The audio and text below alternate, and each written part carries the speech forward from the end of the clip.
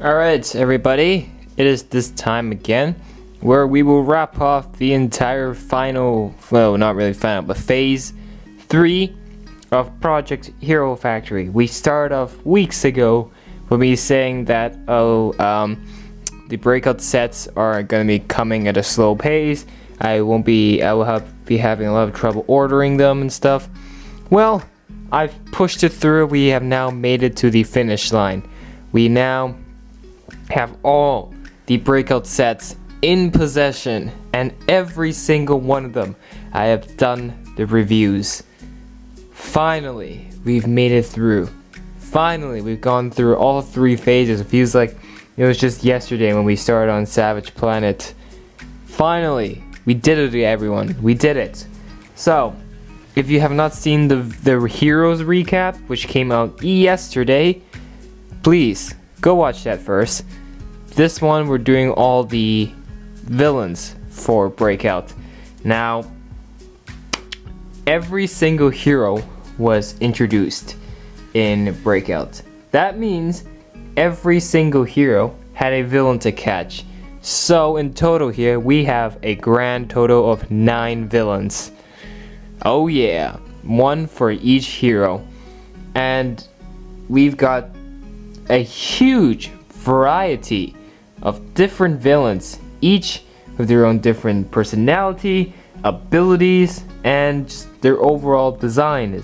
They're all diverse, and I don't even see one that looks somewhat similar to each other. So again, like Brain Attack, Breakout was the first. It was the first time for Breakout that they released it in 2 waves. And we had wave 1, which was the winter, and then we had wave 2, which came out in the summer of 2012. And that's exactly what I'm going to do for this recap video. I'm going to split all the villain figures into their respective waves, and we're going to go over them individually in the waves, and then we're going to wrap up with them all together, saying which ones are my favorite and what do I think of the villains overall. So let's start off with wave 1 of Breakout. And wave 1, we've got, I'm counting right now, 1, 2, 3, 4, 5. 5 villains. So let's get right to it. Alright, I've split the villains into the respective waves that they were released. So now we are looking at wave 1. Wave 1 had 5 5 villains. And without further ado, let's dive straight into it by looking at Split Face. Oh man. Now, I have to say this right now, Split Face is my #1 favorite. He is just awesome, and there's just, yeah, like he feels complete. Split Face, I've already mentioned in his review video, just the absolute best bad guy ever. I like his design so much, and for a split personality, there's different color contrast and different designs in just one single figure. So, alright, and then moving on, we have the big dude, the leader, the guy who orchestrated the entire Breakout, Black Phantom. He was a really fun character to build. He came in a box because he's one of the bigger villains, and well, there's just a lot of things about him that made him really good. Black Phantom, just great, you know. He's got big dude. He is the main leader, so it all works out. Black Phantom, and it's just like that mace staff of his. It's awesome. Also because he has the spider droid. And it's definitely a side character. It's not necessarily part of Black Phantom. You can detach it and use it separately. I think that's a very smart choice, and it's definitely it's very cool. And just overall, his entire look, he's tall, he's big, he's menacing. Definitely looks like a leading villain, you know, that's leading a group of bad guys. Black Phantom, a particularly good job. And I definitely think they did it better than Firelord, that's for sure. Alright, moving on, we have Toxic Repo, one of the smaller villains. Now, Toxic Repo had a much interesting build. You know, his head was actually moved over to the bottom. It's more like hunched out. He was quite an interesting character when you first look at the parts and then you put them together. I like the idea that he is a toxic shooting bad guy, and that he is definitely very, very dangerous. But yeah, he's not bad at all. And I gotta say though, he did have some problems, and so yeah, maybe not the greatest, but still a pretty decent villain for a small dude. Alright, next we have probably my least favorite villain from this wave, Jawblade. It's a humanoid shark with arms. I mean, he has some pretty cool looks, but okay, well, his weapons are cool. However, not a big fan of the idea of a shark being a villain. And if you're going to make it a shark, it should be a proper shark. You know what I'm saying? So there were definitely areas where Jawblade really fell, but I don't know. I don't know about him. He's okay. He's okay. I'll just say that. And finally, we have the Insectoid, Thorne. Now, Thorne was the latest Wave 1 villain I put together, and he had a very interesting build. No torso at all. So, it made putting him together very like a learning experience, pretty much. I like his wings. His wings are some pretty awesome pieces. I like how he's, you know, on a tripod, standing on a tripod style with the stinger and everything. He looks great. In terms of designing, I really haven't found any problems with him except for that technical lift arm, but it's easily fixable, so it doesn't bug me that much. And I think Thorne is one of the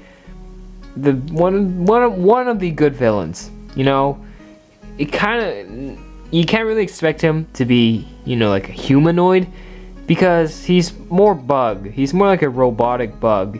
So yeah, he's definitely not a bad villain at all. So in the end, from the entire Wave 1, we have 5 villains.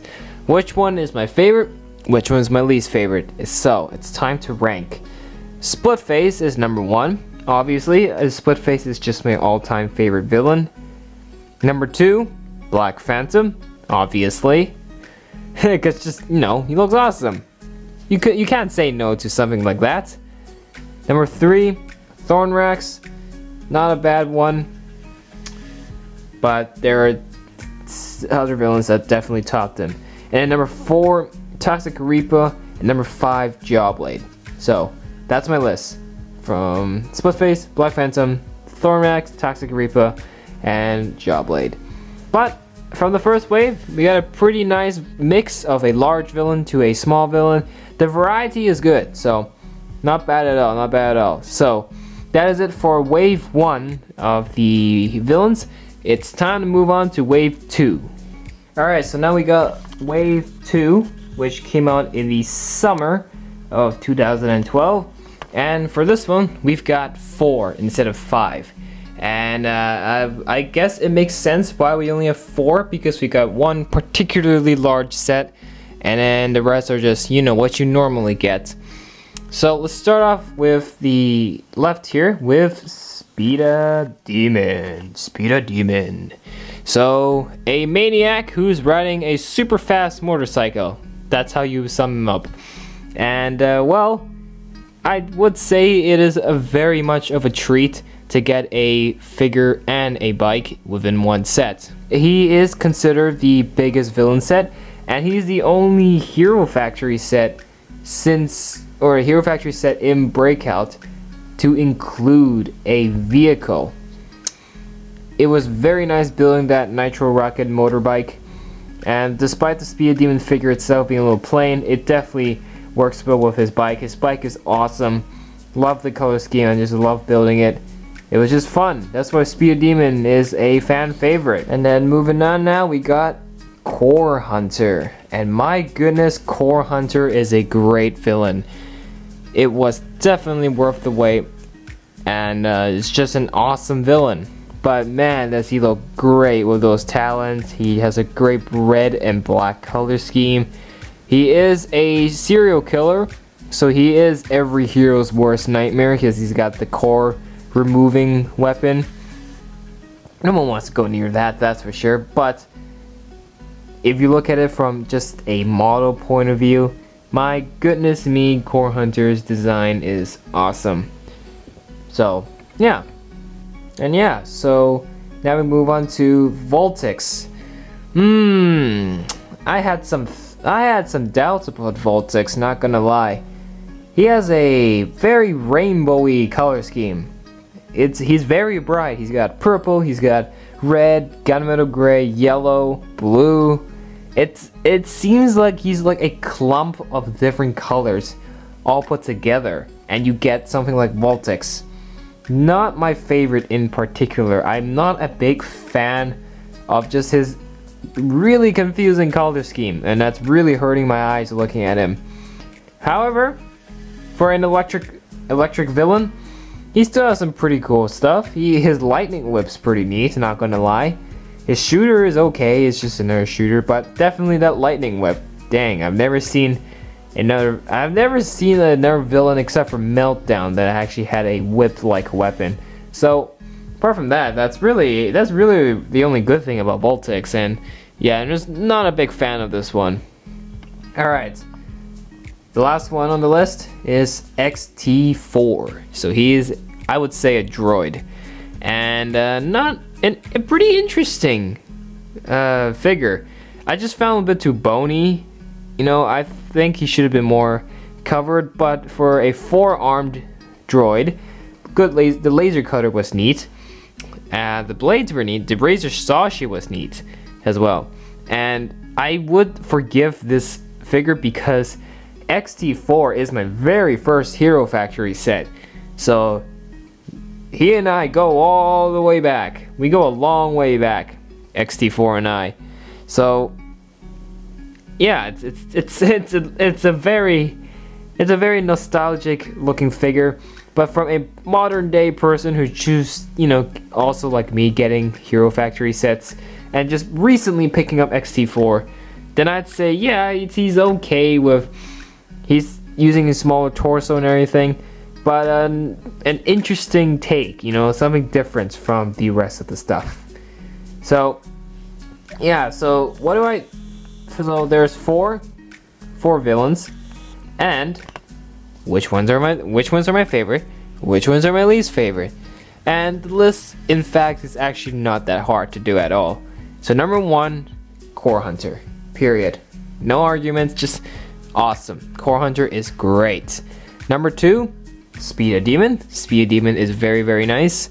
Like that color scheme of his, and the contrast of the red. I mean, not red, the green, and then the purple bike. It's a good contrast, and I think it's a bold move by LEGO, but it worked out in the end. Now, XT4 is number 3. XT4, not as detailed, not as covered as well as Core Hunter and Speed Demon, but he still has some pretty neat weapons. And then finally, on the bottom of the list, number 4, Baltics. Just yeah. But I mean, if you really like Baltics, that's your thing. I'm not saying it's a bad thing to like Baltics. It's just, to me personally, Baltics is not my favorite. That's really it. So don't argue with me. Alright, so that is it for Wave 2. So let's finalize this up by looking at them all together once again. Okay, so you've seen Wave 1 of the villains, and you've also seen Wave 2. Now it's time for us to sum it all up and discuss my final thoughts on all of these villains as a whole. So, I have to give LEGO a massive applaud, because they really did these villains very well. These are some of the finest villains I've seen in terms of designing. Definitely better than the Fire Gang from the Ordeal of Fire. Those villains kind of sucks, I'm not gonna lie. These ones, you've got so many different types of villains, and they've done an exceptionally good job. I really like how not one of them is identical to each other. We've got some small ones and we got some big ones, and I really like the diversity in this set. Unlike Savage Planet and Ordeal of Fire, which they had, you know, all the villains were big medium sets and all the heroes were tiny. No, in fact, for Breakout, the villains were just as evenly matched as the heroes. So I think that really uprised for Breakout, and this is why Breakout is such a great season. From all the seasons, Breakout is actually considered the best out of majority. Personally, I do like Breakout out of all of them. Breakout, Savage Planet, Brain Attack, the three of them are the best seasons in Hero Factory, period. And they've done some exceptionally good figures here. So in the end, what do I think of all the villains? You should not miss out. You have to pick these guys up, and you have to take a look at them. Some of them are better than the others, and some of them are much worse. But in the end, it's go digging, go exploring, see what's there. There's just a lot of different styles for you to pick. Definitely do not I will recommend, not do not recommend. So to wrap it off, I need to rank which is my favorite villain, which is my least favorite villain. Number 1, Split Face, period. Yeah, Split Face, number 1. Number 2, Core Hunter. So number 3, who could it be? Do you think you can take a guess just by looking at these? If you've guessed Speed of Demon, you are correct. Speed of Demon, yeah, he's not a bad one at all. So yes, Speed of Demon, number 3. So number 4, who could it be? That's right, Black Phantom. And then number, what are we at? 5, Thorne. 6, number 6 will have to be Toxic Repo, that's for sure. And then 7, XT4, 8, Baltics, and finally, the last one at the very bottom of the list, Jawblade. Now, Jawblade is not the worst ever, okay? Jawblade's not the worst villain ever, he's just my least favorite. It's just that I find it a bit weird for a shark to be a villain, a shark with arms. Also because Baltics has some pretty meh color scheme. But that's it. That is my order. Split Face, Core Hunter, Speed of Demon, Black Phantom, Thorne, Toxic Repo, XT4, Baltics, Jawblade. So that's it. And that's my list. And that doesn't necessarily have to be your list. Everyone is different and their choices must be respected. So that's all I gotta say for this one. Hope you guys enjoyed, and that is it for Hero Factory Breakouts. If you have not seen the individual reviews, go check them out, as well as watch the Heroes recap and check out those reviews as well. I hope you guys are doing very well, and subscribe to the channel for more, because there will be more LEGO content coming on your way very, very soon, and I'm looking forward to bring them towards you guys for your eyes to see. So take care, have a great day, and I'll see you all in the next one. Peace out!